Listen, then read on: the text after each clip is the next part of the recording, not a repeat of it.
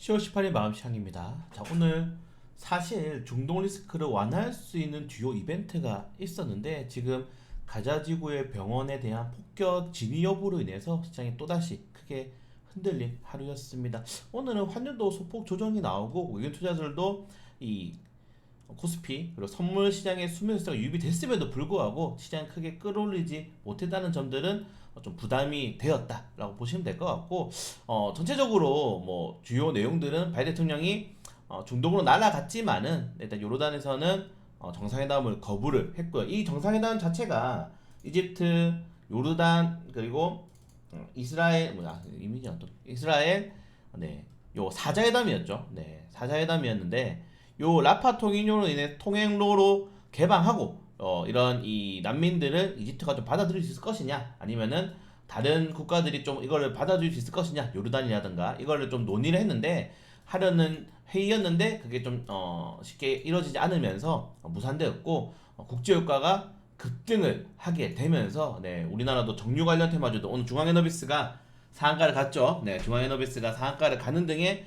그런 정유주들이 강세가 나오는 흐름이 나왔습니다. 자, 그리고 이 지금 이스라엘 방위군 IDF에서 계속 이 관련된 내용들을 This is 공유를 하고 Gaza, 있어요. 이거는 home to Gaza City, 하마스의 and 오폭이다. the land. 이런 영상들을 게재하고 있고, 그리고 이런 통화 내용들, 자기들이 감청한 내용들이 하마스에서 오폭을 한 거다라고 지금 여기서 이제 감청한 내용들도 공개를 하고 있게 되면서 바이든 대통령이 병원 폭발이 다른 쪽 소행 같다. 사실 상식적으로 생각해 보면은 이스라엘이 아무리 빡쳤지만은 민간인들한테 그 엄청난 규모의 공습을 했을까요? 네, 이거는 뭐 확실치 않기 때문에 잘 모르는 겠지만은 일단은 전체적인 시장은 이번 폭격 사건으로 인해서 바이든 대통령으로 인해서 이제 좀 중재할 수 있는 분위기가 많이 흐트러졌다.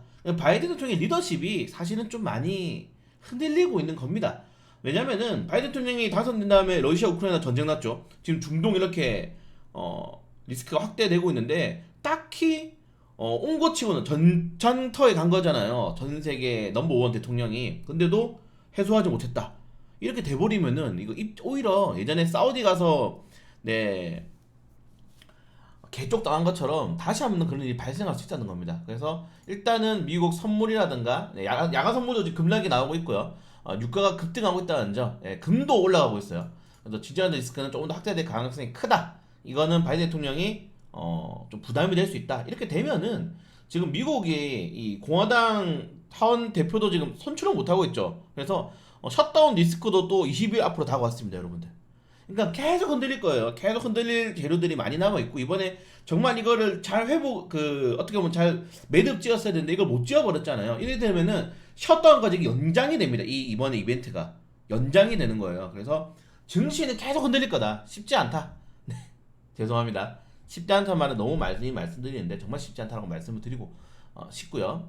자, 그리고 오늘은 또 중국이 3분기 경성장률이 굉장히 높게 나왔어요. 5%대 예상치에 맞게 나왔음에도 불구하고 증시가 급락했죠. 지금 그 정도로 이 중국에 대한 경제 제재 그리고 중국의 부동산 리스크들을 뒤집을 만한 내용은 아니었다라고 좀 시장이 판단하는 겁니다. 조금 더 지켜야 될 필요가 있을 것 같고, 그걸 제외하고는 지금 이스라엘의 전쟁 리스크가 왜 이렇게 우리나라에 영향을 많이 미치냐, 여러분들이 좀 의아해질 수가 있는데 지금 계속 이 하마스에 나왔던 무기들이 북한제 무기가 있다. 그리고 이번 전략이 막 패러글라이딩 타고 왔잖아요. 그런 것들이 북한의 전수받을 가능성이 크다.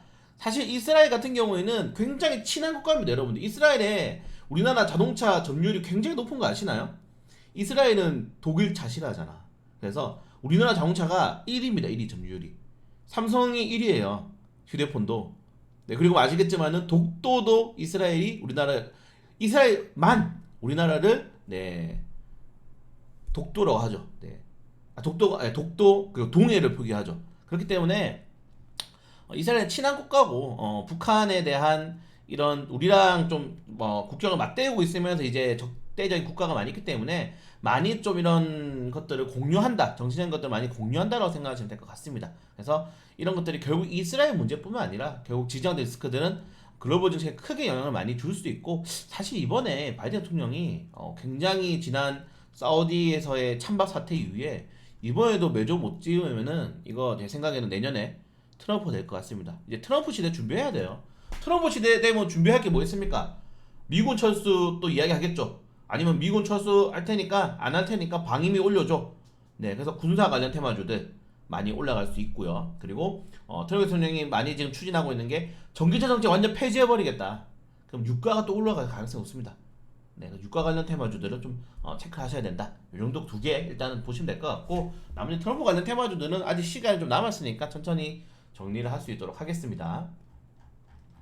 네, 그 제외하고는 뭐 사실은 또 SNS를 뒤적거리면서 확인해봐야 될 것 같아요. 네, 쉽지 않습니다.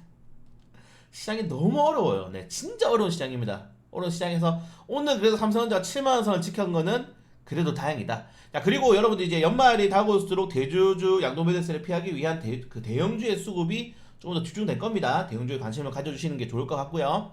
네, 그리고 제외하고는 오늘 상가 흥하해운 나왔고, 자, 코스닥은 거래금이 3거래 연속으로 70조 원 하회하고 있죠. 거래대금이 계속 줄어들 가능성이 크고, 자, 에코프로비움보다 이제는 에코프로에 대한 투자자들의 관심도가 높아지고 있다는 점. 사실은 에코프로는 지주사입니다. 계속 말씀드립니다. 지주사예요. 사업자가 아닙니다. 그렇기 때문에 2차전지 투자를 하실 거면 에코프로 BM에 투자를 하셔라. 저는 이제 2차전지 종목들이 적정 주가를 많이 찾아갔다고 생각해요. 그러니까 성장주 위주의 투자를 하실 분들은 지금 좀 들어가시는 건 나쁘지 않다고 생각되고, 그리고 저는 2차전지보다는 차라리 성장 투자하실 거면 로봇 관련 테마주들, 오늘 이렌시스 레이모 로보틱스 관련된 내용도 올려드렸잖아요. 그래서 그 두 개를 공략하는 게 조금 더 낫지 않나, 성장주로 봤을 때는 좀 생각이 되고요. 그리고 공매도가 뭐 계속 이거는 매주 갱신하고 있습니다. 오늘 들어 최고 수준인데 그렇게 하면 뭐합니까? 이번에 국감에서 공매도 개선 안 한다고 하는데 불법 공매도만 잡는다고 하잖아요. 불법 공매도 해가지고 벌어들인 수익의 1%, 10% 정도밖에 벌금 안 매기는데 불법 공매도 잡아봐야 무슨 소용이 있습니까? 네. 징벌적 손해배상을 해가지고 200%, 300% 하면 누가 하겠어요?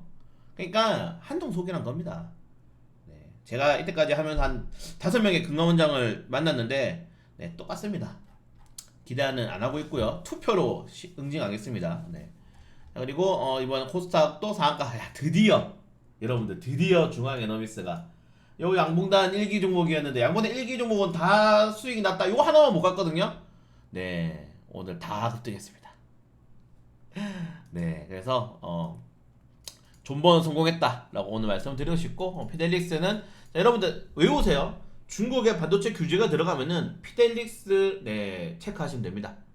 피델릭스가 이제 여기 보시는 것처럼 동심반도체 예전에 영상 찍어드렸잖아요. 매국노매 해가지고 그거 샀잖아요. 그런 것처럼 중국이 이제 내부적으로 개발해야 되잖아요. 그래서 중국 정부가 반도체 기업들 투자를 확대하기 때문에 중국 반도체 기업들이 반세액을 얻는다. 이 정도까지 보시면 될 것 같고, 오늘 해운 관련 테마주들이 올라간 거는 혹시라도 만약에 뭐 호르무즈 해협이라든가 전쟁이 터지면서 이제 이런 항만들 많이 못 쓰게 될 경우에는 대체 항만들을 오늘 검토할 거다라고 오늘 회의를 했죠. 하면서 반등이 나왔다. 장전시장에 말씀드렸습니다. 에너지 가격이 오르거나 이런 이슈가 나오면은 조선 관련 테마주 오를 수 있다. 오늘 해운 관련 테마주 움직였고요.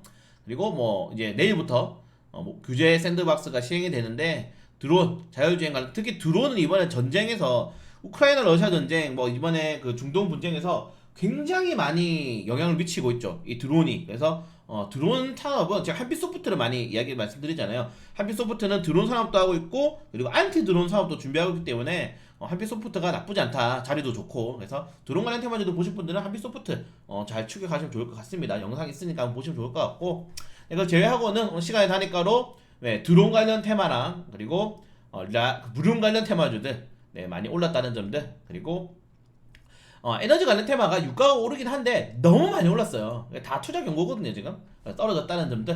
야, 용도까지 우리나라 증시는 오르면 팔아야 됩니다. 이건 계속 말씀드리고 있어요. 오르면 팔자. 용도까지 말씀드리고, 네, 다음 주도 공모 굉장히 많습니다. 열심히 공모를 무조건 해야 돼요. 주식 하면서 공모 청약을 안 한다? 주식을 하면 안 돼요. 네, 돈을 공짜로 주는데 왜 안 하는 거야? 공모 청약만 되면은. 공모 청약 꼭 하시길 바라겠어요. 그리고 오랜만에 조단위 기업 서울보증보험도 있으니까 잘 체크를 해주시면 좋을 것 같습니다. 네, 오늘도 고생 많이 하셨고, 저는 이제 방구석 특파원으로 활동하고 있죠. 요새 방구석 특파원으로서 주요 이슈들 계속 올려드릴 수 있도록 하겠습니다.